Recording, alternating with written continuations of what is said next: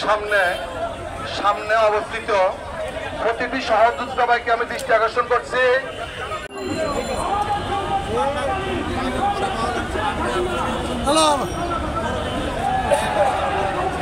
প্রত্যেকে পিছনে লাইনে চলে যান, প্রত্যেকে পিছনে লাইনে চলে যান। আপনারা কেউ সামনে অবস্থান করার প্রয়োজন নেই।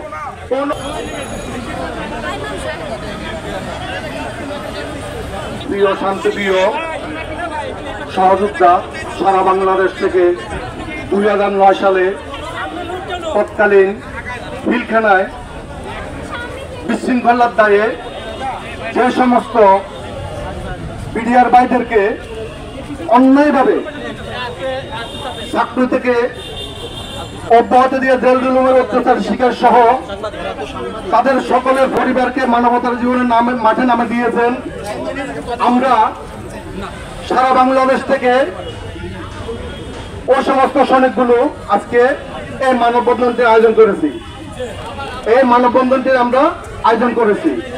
প্রিয় সাথী ভাইয়েরা, আমরা যারা বিভিন্ন মেয়াদে 2018,519 জন সদস্য জেল জুলুমের অত্যাচারে সহে বিভিন্ন মেয়াদের জেল থেকে বের হয়ে এখন মানবতার জীবন যাপন করছি, আমাদের প্রত্যেককে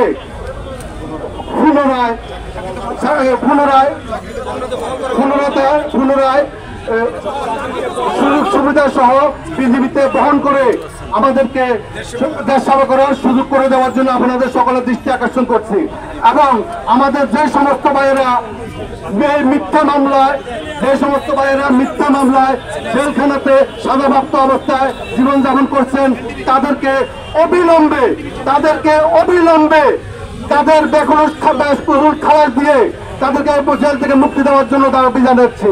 আমি সর্বপ্রথম মহান আল্লাহ রাব্বুল আলামিনের দরবারে শুকরিয়া আদায় করছি, যার সাথে আন্তরিক অভিনন্দন জানাচ্ছি নবনির্বাচিত নোবেল বিজয়ী ডাক্তার মোহাম্মদ ইউনূস সহ সকল উপদেষ্টা ও অভিনন্দন জানাই এদেশের শিক্ষক, ছাত্র, অভিভাবক, সাধারণ সংগ্রামী ছাত্র ও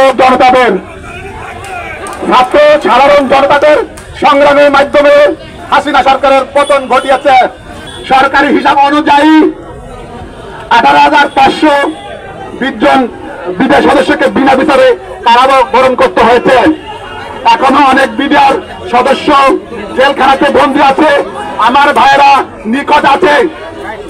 আমি বাংলাদেশের প্রধানমন্ত্রী, স্বরাষ্ট্রমন্ত্রী, স্বরাষ্ট্র সচিব, সেনাপ্রধান, বিডিআর প্রধান, অন্যান্য বাহিনীর প্রধানদের কাছে, নবনির্বাচিত বাহিনীর প্রধানদের কাছে আকুল আবেদন জানাচ্ছি সকল বিডিআর ভাইদের পক্ষে থেকে আকুল আবেদন জানাচ্ছি 2009 সালের 25শে ফেব্রুয়ারি হত্যা মামলায় যারা জড়িত তাদেরকে খুঁজে আইনের আওতায় এনে বিচার করতে হবে। আর যারা নিরপরাধী বিডিআর আছে তাদেরকে চাকরিতে পুনর্বহালের আবেদন করছি।